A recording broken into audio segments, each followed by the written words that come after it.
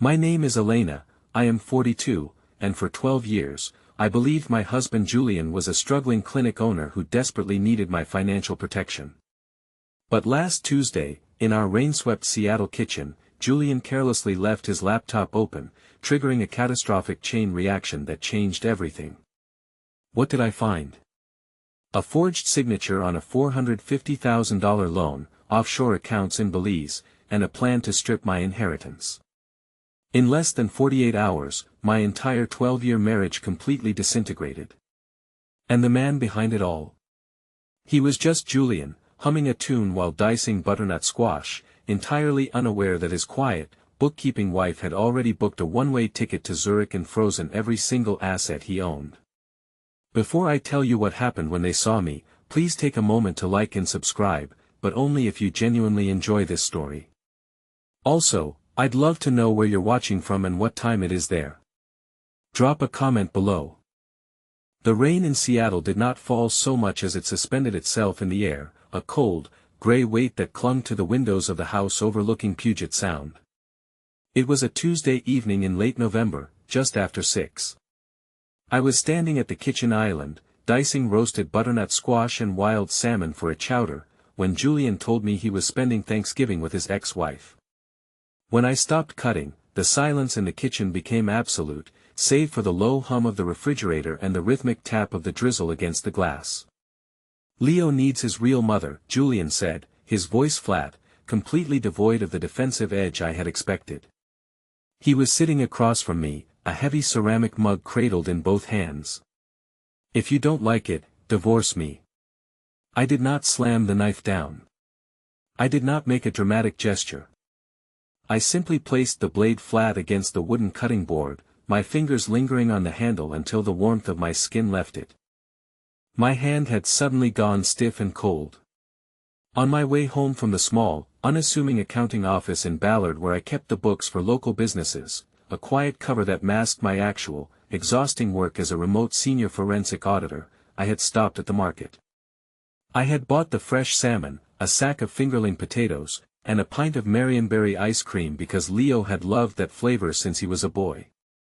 Hidden in my leather satchel upstairs was a small, velvet-lined box containing a vintage brass pocket compass. Leo had pointed out one just like it in an antique shop in Port Townsend months ago, his eyes wide with the quiet fascination he rarely showed anyone else. I had gone back the next day to buy it, planning to give it to him before the holiday. "You're staying with Chloe?" I asked, my voice sounding far away, even to myself. "At the resort on San Juan Island?" "Yes." 4 or 5 days. "And no one thought to mention this to me?" Julian's mouth tightened into a thin, familiar line. "It would have been awkward, Elena. For everyone." "For whom, exactly?" "For Chloe," he said, looking past me toward the dark expanse of the water outside the window. "And for Leo. He's had a difficult semester at the university. He needs a family dynamic that doesn't feel strained by obligations." "Obligations," I repeated.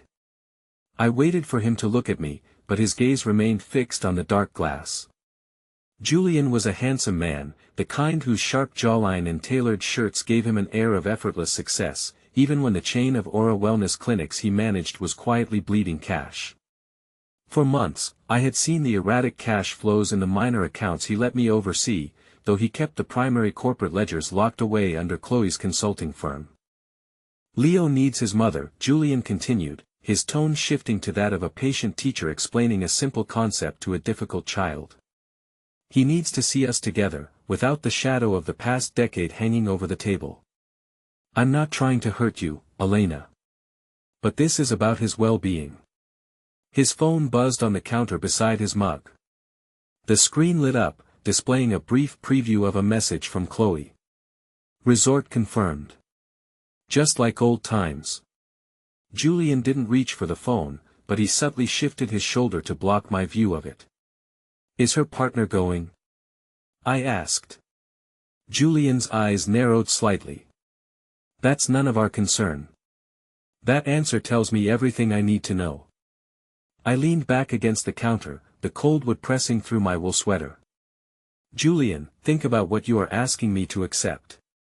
My husband is leaving me behind on a family holiday to play house with his ex-wife in a luxury cabin. You are asking me to disappear so you can pretend the last 12 years didn't happen. You're making it sound sordid, he said, pushing his mug away. It's 5 days. Leo is 19, Elena. He's growing up. He wants one holiday where his parents are in the same room without a lawyer or an argument. There was that word again. Parents. I thought of the gravel parking lot down at the marina where I had spent 3 freezing weekends teaching Leo how to back my father's old truck and a boat trailer down the ramp. He had nearly jackknifed the rig twice and had sworn in frustration, but we had stayed out there until he got it right. I thought of the long nights in the waiting room at the clinic when he had broken his collarbone during a high school rugby match. Julian had been at a medical spa conference in Vancouver, his phone switched to silent. I had been the one holding Leo's hand while the surgeon explained the pins they had to insert. I remembered Leo at 9, sitting on the floor of my father's workshop, his face smudged with sawdust as we carefully sanded the hull of a miniature wooden sailboat. But apparently, none of those moments registered on the ledger of what was considered real. Did Leo ask me not to come? I asked. Julian looked down at his hands. He shouldn't have to choose, Elena.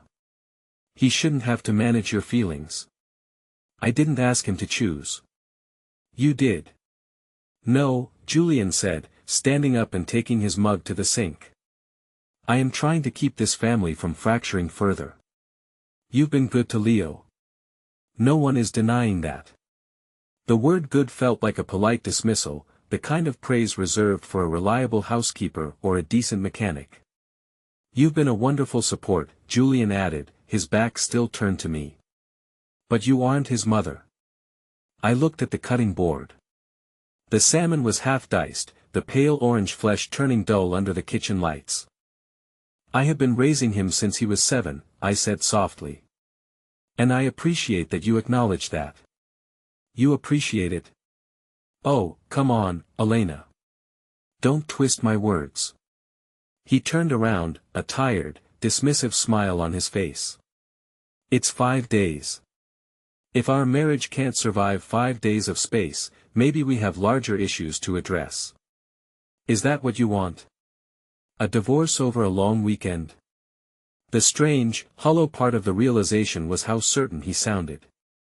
He was entirely convinced that I would fold, that I would spend the holiday cleaning the house, waiting for their return, and apologizing for making the evening uncomfortable. I didn't answer. I wrapped the salmon in parchment paper, wiped down the cedar counter, and carried my satchel upstairs to the spare room I used as an office.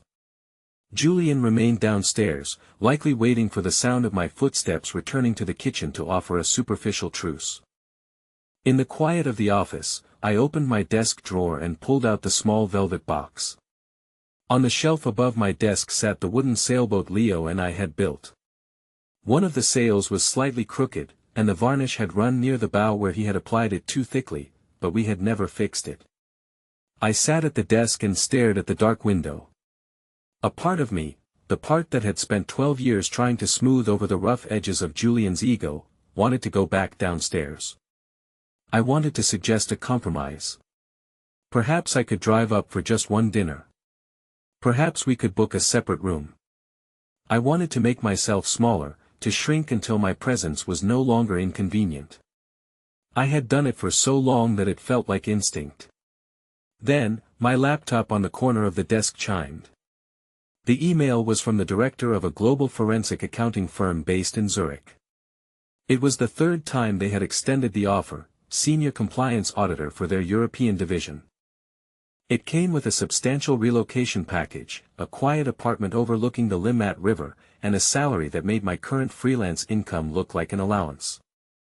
The first time they asked, Leo was starting high school, and Julian had insisted that my leaving would destroy the family. The second time, Julian had argued that my modest bookkeeping business was essential for managing the local tax filings for his clinics.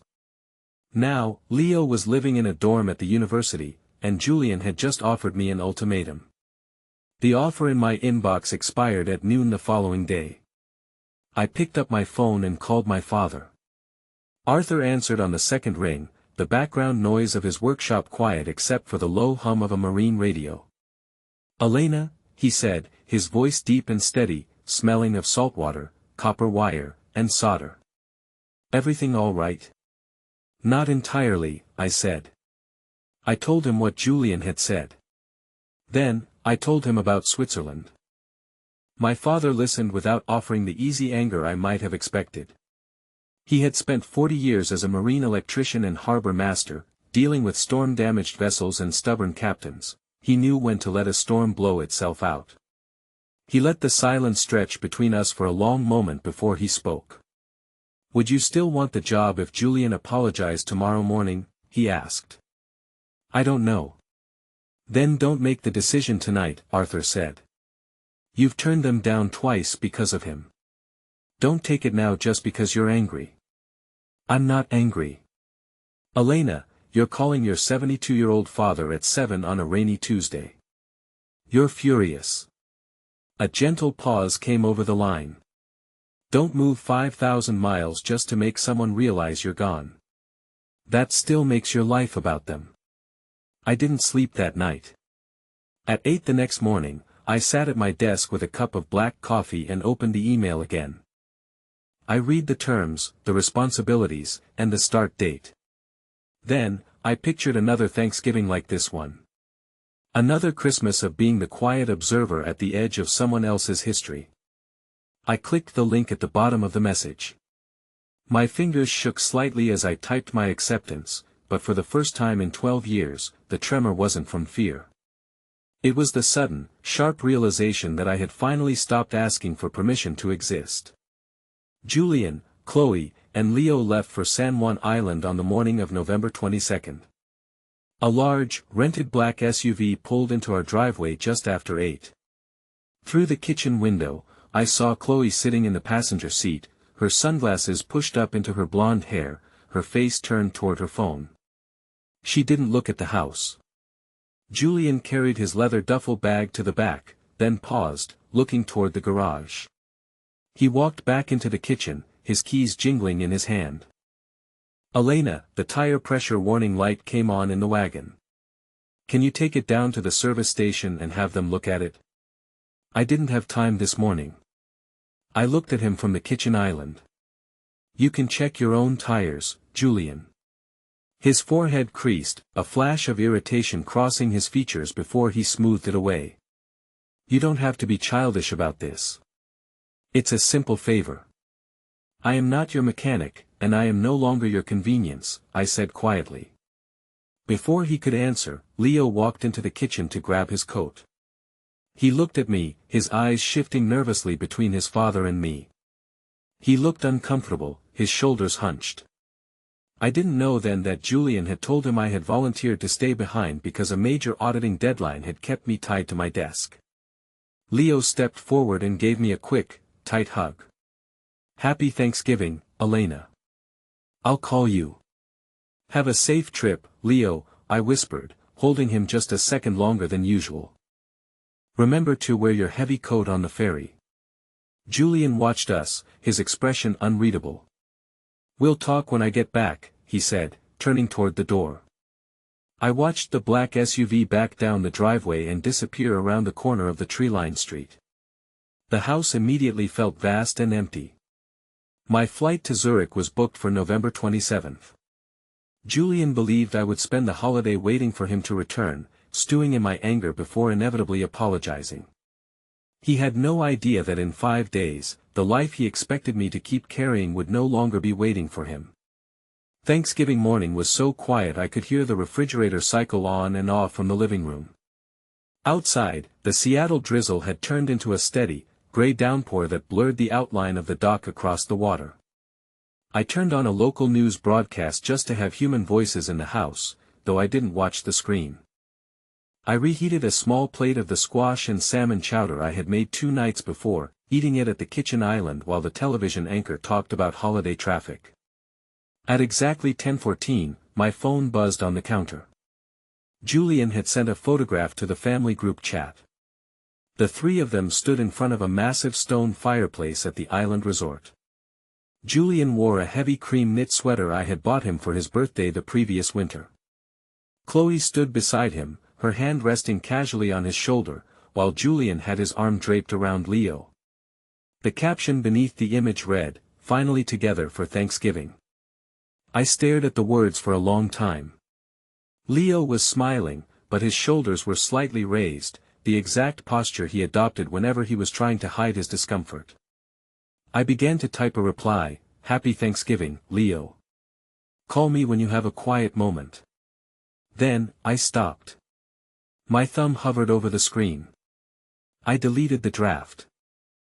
I didn't want to punish Leo, but I realized that any message I sent into that chat would only serve to validate the lie Julian was spinning. I turned the phone face down on the counter and finished my meal in silence. The next morning, I called Marcus Reed. Marcus was a lifelong friend who had known me since our university days, back when we both worked late-night shifts at a harbor diner to pay our tuition. He was now a partner at a commercial law firm downtown. I spent an hour explaining the Zurich offer, Julian's ultimatum, and my decision to leave in 48 hours. "You've already accepted the contract?" Marcus asked, his voice grave over the line. "Yes. My paperwork is processed. My visa is approved. And Julian doesn't know." "Not yet." There was a long pause on the other end. "Elena, I'm your friend first and your attorney second, so I'm going to speak plainly. Protecting yourself is one thing. Vanishing into the night to shock him is another. It looks vindictive." "I am not vanishing," I said, rubbing my temples. "I am leaving a letter. I am taking a job I have earned." "A letter isn't the legal shield you think it is," Marcus replied. "If you are going to do this, you need to understand what you can and cannot change before you board that plane. You can redirect your personal income. You can stop paying for non-essential expenses that aren't tied to the household. But you cannot empty joint accounts, and you cannot touch marital assets without a court order. I don't want to ruin him financially, Marcus. I just want my name off his liabilities." "Good. Because trying to starve him out will turn a clean break into a legal war." By that afternoon, Marcus had helped me coordinate the immediate financial separation. I redirected my freelance bookkeeping income and my consulting retainer to a new, individual account at a different bank. I left enough funds in the joint account to cover exactly 2 months of the mortgage, utilities, and basic property insurance. Then, I began cutting the strings. I cancelled the automatic payments for Julian's personal credit cards and terminated the shared streaming and luxury subscription accounts that were billed directly to my name. The leased German SUV Julian drove was registered under my personal credit line. I contacted the dealership and arranged for them to send the lease and inspection notice directly to his office, informing him that the vehicle would have to be returned or refinanced solely in his name by the end of January. Then came the matter of Leo's tuition. The annual cost at his university was $48,000, and the spring installment was due in 3 weeks. I sat at my laptop, my hand hovering over the mouse. "Don't cut him off out of anger," Marcus had warned me. "I'm not angry at Leo," I muttered to the empty room. I logged into the university's financial portal. Instead of transferring the funds to the joint account where Julian could access them, I paid the $24,000 spring tuition installment directly to the university registrar. I flagged the account so that any future billing notifications would go directly to my personal email. Julian would not be able to use the tuition money for his clinics, and Leo's education would remain secure. Packing took far less time than I expected. 12 years of marriage, and almost everything that truly belonged to me fit into 4 suitcases and 2 sturdy shipping boxes. I took my clothes, my professional certification records, my passport, and a few framed photographs of my father and Leo from before Julian and Chloe's business partnership had consumed our lives. I left behind every piece of furniture, every painting, and every decorative item we had purchased together. When I reached the top shelf of my office closet, I pulled down the miniature wooden sailboat Leo and I had built. The wood was dusty, and the crooked sail looked even more fragile in the gray afternoon light. I remembered him standing in my father's workshop, holding the sandpaper with both hands, his face bright with pride. I sat on the floor of the empty room, cradling the small wooden boat in my lap. For the first time since Julian had delivered his ultimatum, I felt a hot, sharp sting behind my eyes. I pulled out my phone and looked at Leo's contact information. I wanted to call him, to tell him the truth, but I knew that doing so while he was trapped on an island with his father and mother would only force him into a corner. I packed the wooden boat carefully between two thick wool sweaters in my largest suitcase. I wrote Julian a letter. It took 3 drafts to strip away the accusations, the bitterness, and the pain. I left only the facts. I had accepted the position in Zurich. I would be living in Switzerland for at least 3 years. I wanted a formal separation, and all future communication regarding our assets and the house would go through Marcus Reed. I wrote a second, shorter letter to Leo. I told him I loved him, that my departure had nothing to do with his holiday with his mother, and that I would call him the moment I landed. I folded his letter and slipped it into my passport case. I wasn't ready to leave it on the kitchen counter. On my final evening in Seattle, I drove down to the marina to see my father. Arthur was waiting for me at a small, 24-hour diner near the docks, the smell of grease and chicory coffee thick in the air. He looked at my suitcases in the back of the station wagon, then sat down across from me, sliding a mug of black coffee toward my hand. "You're really going," he said. "My flight is at 10 tomorrow morning." Arthur reached into his heavy canvas jacket and placed a small, worn leather box on the table. Inside was a vintage brass marine compass, its casing polished bright, the needle spinning smoothly before settling north. "Your grandfather carried that on the timber barges," my father said. "I wanted you to have it before you left." "Thank you, Dad." I traced the worn brass edge. "Do you think I'm running away?" My father leaned back, his weathered face softening. "Elena, your husband stayed in a marriage because he wanted a financial safety net. You stayed because you thought endurance and loyalty were the same thing." He paused, looking out the window at the dark harbor. "They aren't. Sometimes, leaving is the only loyal thing you can do for yourself." I landed in Zurich on November 27th. The city was beautiful, cold, and entirely foreign. The Limmat River ran dark and fast under the stone bridges, and the air smelled of wood smoke and roasted chestnuts. My temporary apartment was small, the elevator barely wide enough for my 2 largest bags, and the instructions for the Swiss washing machine in the basement were printed in 3 languages I had yet to master. The next morning, as I sat in my new office overlooking the financial district, my phone began to vibrate. It was Julian. 17 missed calls, followed by a flurry of increasingly frantic messages. "Where are you? Why is your closet empty? What is this letter from Marcus? Elena, call me immediately." When I finally pressed the screen to answer, his voice came through the line, sharp and breathless with anger. "Elena? What is the meaning of this? Where are you?" "I'm in Zurich, Julian," I said, my voice remarkably steady. "I've taken the position here." "You've what?" "You can't just leave. We have a home, a life, a business to run." "You told me to divorce you if I didn't like your terms," I said. "I decided I didn't like them." "You've what?" Julian's voice cracked, the smooth, polished veneer he wore like armor suddenly fracturing. "You can't just leave, Elena. We have a life here. We have a home. You're being completely irrational."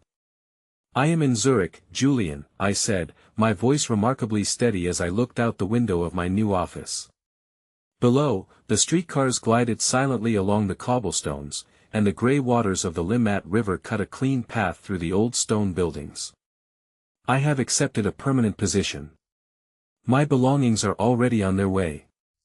"This is because of Thanksgiving," he hissed. "You're throwing away 12 years of marriage because of a 5-day trip. I told you, it was for Leo. He needed us. It wasn't for Leo, Julian. And we both know it. You don't know anything, he said, but there was a tremor in his voice now, a sudden note of panic. It was complicated. Things didn't go the way they were supposed to. Chloe's investment contact came to the island. The clinics are facing a temporary cash squeeze, Elena. I need you to look at the accounts. The credit card payments. I've already redirected my income, Julian. And I've notified the dealership about the lease on the SUV. You have until the end of January to put it in your own name. You canceled the cards. His voice rose, thin and desperate.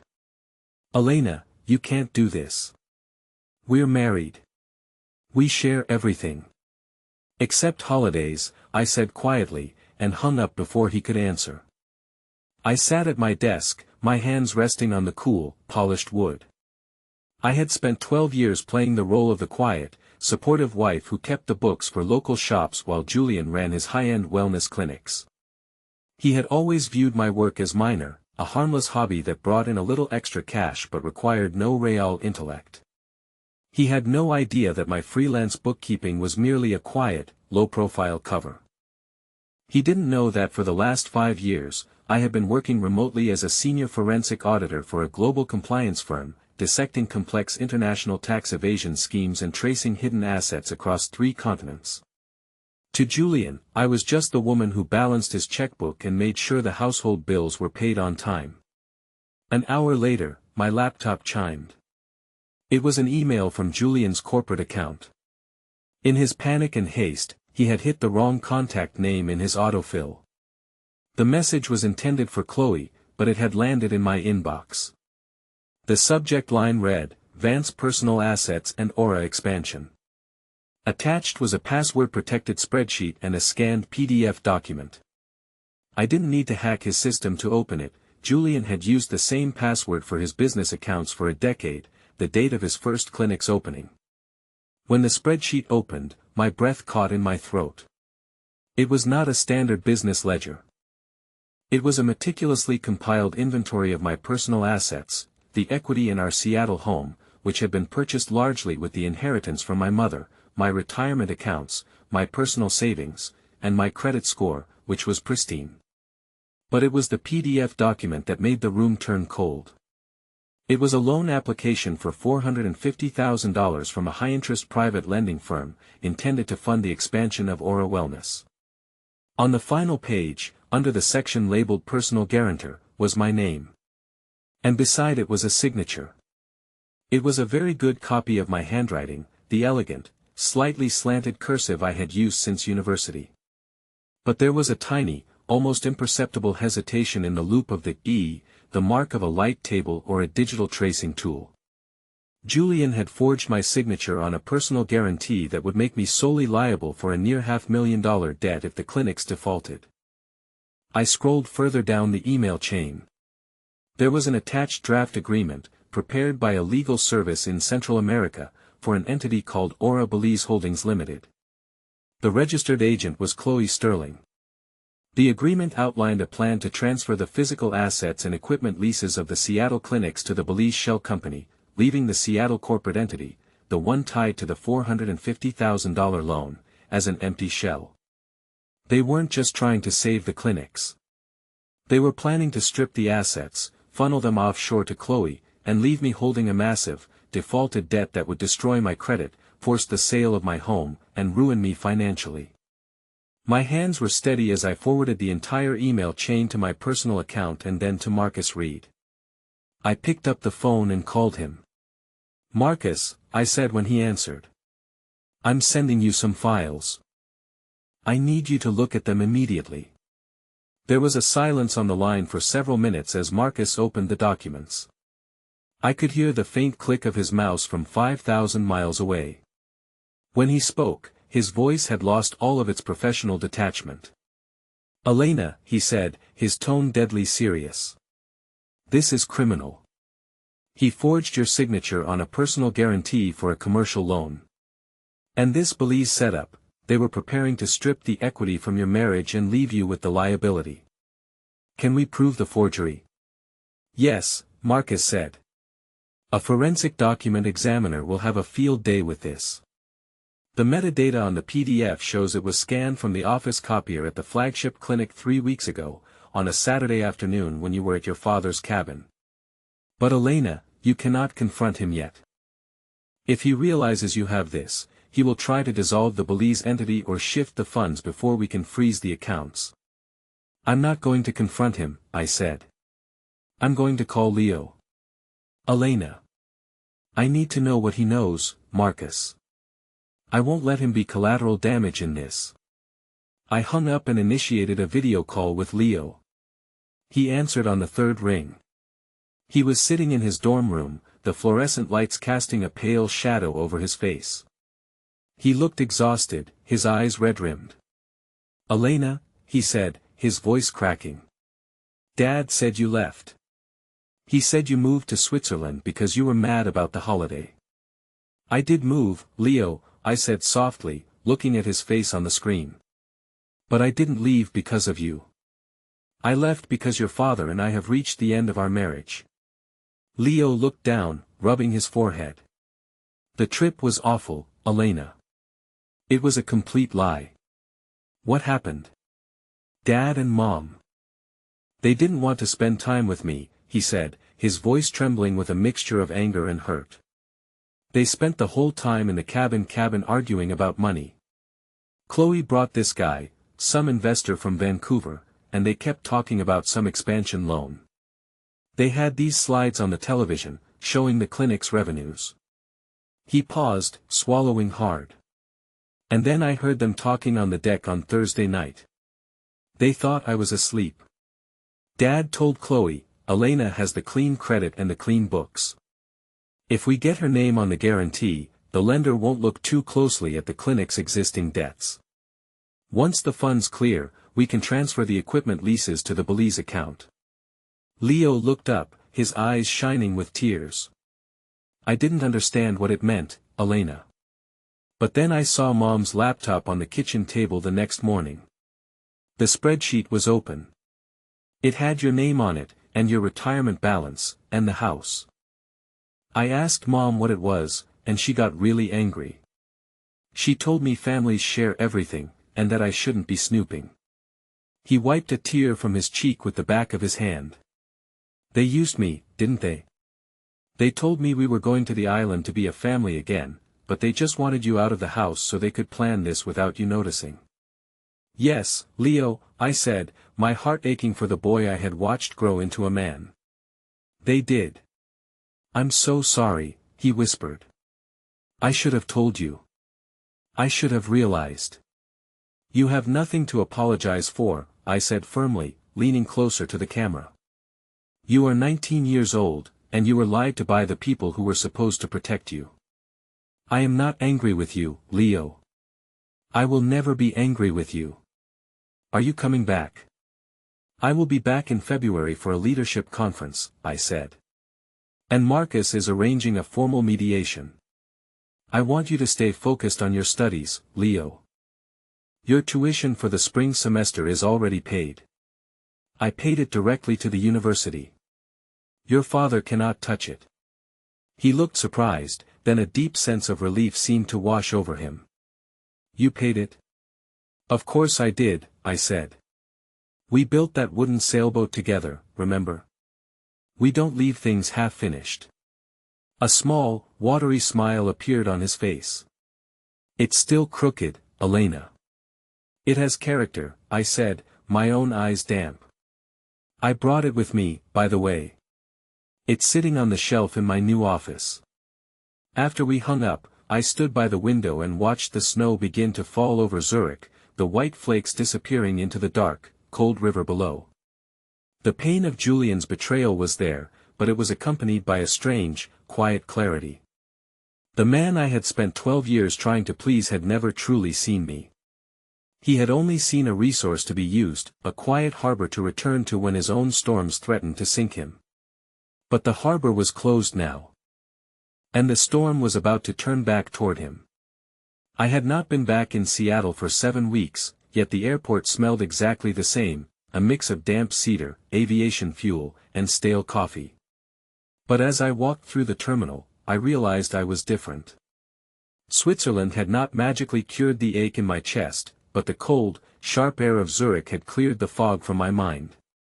I was thinner, I slept less, and I still carried the quiet anxiety of a woman who had rebuilt her entire existence on a single, desperate leap of faith. Julian had messaged me before my plane even touched down at Seattle-Tacoma. "Can we meet tonight? Please. Just the two of us, before the lawyers get involved tomorrow." I agreed to meet him at the historic steakhouse downtown where we had celebrated our 10th anniversary. Walking through the heavy oak doors was like stepping into a memory. The same polished mahogany, the same low amber lighting, the faint scent of seared beef and red wine, and the soft piano music drifting from the lounge. Julian was already waiting at a corner table. He had always been meticulous about his appearance, but tonight, the perfection seemed frayed. His hair was slightly untidy, and though he wore the tailored charcoal suit I had always liked, his shoulders were slumped. He smiled when he saw me, a warm, hopeful expression that might have fooled me 2 months ago. "Elena," he said, standing to pull out my chair. "You look different. Zurich agrees with you." "It's cold," I said, sitting down and placing my leather clutch on the table. "But quiet." The waiter poured water and slipped away. Julian leaned forward, his hands clasped tightly on the white tablecloth. "I've had a lot of time to think, Elena. We both made emotional decisions. We let things get out of hand." I looked at him, noting the faint lines of exhaustion around his eyes. "My decision wasn't emotional, Julian. It was necessary." He sighed, a soft, patronizing sound. "I know you were hurt about the holiday. I understand that now. It was insensitive of me to suggest you stay behind. But Chloe and I, it was strictly business. We were trying to secure the future of the clinics. For Leo's sake. For our sake. By forging my signature on a $450,000 personal guarantee." I asked, my voice barely above a whisper, yet carrying a weight that made him flinch. His face drained of color. "Elena, that was a misunderstanding. The paperwork was a draft. We were going to discuss it with you. You scanned the signed document on a Saturday afternoon while I was visiting my father," I said. "You didn't want to discuss it. You wanted to bind me to a debt before transferring the assets to Belize." Julian closed his eyes for a brief second. When he opened them, the charm was gone, replaced by a desperate, pleading look. "The clinics are failing, Elena. If we don't expand, we lose everything. The house, our retirement, the lifestyle we worked 12 years to build. I was trying to save us." "You were trying to save yourself and Chloe," I corrected him. "And you expected me to pay the price if you failed." "I never thought you'd actually leave," he whispered. That was the truest thing he had said all night. He had never believed I would leave. Not because he thought our love was unbreakable, but because he believed my compliance was infinite. He had mistaken my patience for weakness, my silence for consent. "The mediation is at 9 tomorrow morning," I said, standing up. I hadn't touched my water. "I suggest you get some rest." The conference room at Marcus's office downtown overlooked the gray, churning waters of Elliott Bay. When I arrived, Marcus was already there, sorting through thick manila folders. A few minutes later, Julian walked in, followed by Chloe and their attorney. Chloe looked immaculate, her blonde hair pulled back in a sleek twist, though her sharp eyes darted around the room with a predator's alertness. Finally, the door opened, and Leo walked in. He didn't look at his father or Chloe. He came straight to my side of the table and sat down next to me, his shoulder brushing mine in a silent declaration of where he stood. Marcus began without preamble. He slid the asset spreadsheet across the table, followed by the loan application and the forensic report on the forged signature. Finally, he laid down the draft agreement for Aura Belize Holdings. "We are here to negotiate a formal separation and the dissolution of the marital estate," Marcus said, his voice calm and clinical. But before we discuss the division of assets, we need to address the criminal fraud. Julian's attorney, a seasoned man who looked like he wished he were anywhere else, glanced at the documents and then at his clients. My clients are prepared to make a substantial offer to resolve this matter quietly. There is no quiet resolution that leaves my client with any liability, Marcus said. The $450,000 loan application must be withdrawn immediately. The forged guarantee will be surrendered to our office, along with a signed affidavit from Mr. Vance admitting to the forgery, to be held in escrow should any future disputes arise. Chloe leaned forward, her red-nailed fingers clawing the edge of the table. This is absurd. Aura Wellness is a joint effort. Elena has benefited from the business for years. Elena kept your books, Marcus replied coldly. She did not authorize the theft of her identity or her inheritance. Julian, Chloe turned to him, her voice sharp. Tell them. We had an agreement. Julian looked at the documents, then at Chloe, and finally at his son. I can't, he muttered. What do you mean you can't? Chloe's voice rose. We built this together. You built a shell company in Belize, Julian said, his voice hollow, a sudden, bitter realization dawning on him. You registered the agent in your name only, Chloe. I saw the final draft. If the Seattle clinics defaulted, the debt would have fallen on Elena's guarantee, and the assets would have gone to you. You were going to leave me with nothing, too. Chloe's mouth opened, but no sound came out. The alliance that had survived a divorce and a decade of manipulation crumbled in a matter of seconds, destroyed by the very greed that had forged it. Leo stood up. The room fell completely silent. He looked at Chloe first. You kept showing up whenever you needed money. You told me you wanted to be my mother again, but you just needed a prop for your investor meetings. He turned to Julian. And you let her do it. You lied to me about Elena. You tried to ruin the only person who actually stayed when things got hard. Leo, Julian reached out a hand. I did it for your future. My tuition is paid, Leo said, his voice remarkably steady. Elena paid it. Directly to the school. She didn't need a spreadsheet to decide I was worth the investment. He looked down at me, his eyes shining with a quiet, fierce pride. I'm going to wait outside. The rest of the meeting was merely a matter of paperwork. I did not ask for revenge. I did not ask for the clinics to be shut down or for Julian to be prosecuted, though Marcus assured me we had the leverage to do both. I only asked for fairness. The Seattle house would be sold, and the proceeds divided according to the law. Julian would assume sole responsibility for any debts associated with Aura Wellness and his dealings with Chloe. My name would be legally severed from his financial life forever. That evening, I attended my firm's annual North American conference banquet at a luxury hotel overlooking the harbor. I had been invited months ago, back when I was still a quiet remote auditor keeping my head down. During the dessert course, the regional director stood at the podium. When we looked for someone to lead our European compliance division, she began, we needed someone with absolute integrity. Someone who could look at a tangled web of deceit and have the courage to pull the thread, no matter where it led. Applause filled the ballroom as she announced my permanent appointment as the senior compliance director in Zurich. I stood, smiling, and felt the weight of the last 12 years finally slide off my shoulders. As I left the ballroom later that night, I found Julian waiting in the corridor. He had somehow managed to get past the security desk. He looked smaller now, stripped of the grand illusions he had carried for so long. You're really not coming back, he said. No, Julian. You chose a job over your family, he said, a faint, bitter echo of his old manipulative tone. No, I said, looking him straight in the eye. I chose a life where being dependable doesn't mean being disposable. He reached for my hand, but I stepped back, not in anger, but simply to preserve the distance I had fought so hard to build. I loved you, Julian. But love is empty without respect. The divorce took 5 quiet months to finalize.